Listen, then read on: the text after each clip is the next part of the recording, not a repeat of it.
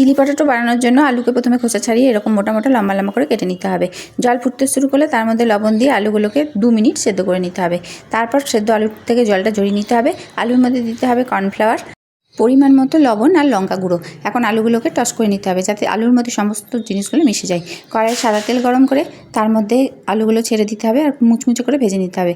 এখানে আমার এক ছাঁকে আলুগুলো হয়নি, তাই আমি দ্বিতীয় ছাঁকে আলুগুলোকে আরেকবার ভেজে নিচ্ছি। এখন আলুগুলো মুচমুচে করে ভেজে তুলে নিয়ে ওই তেলের মধ্যে দিয়ে দিতে হবে রসুন কুচি।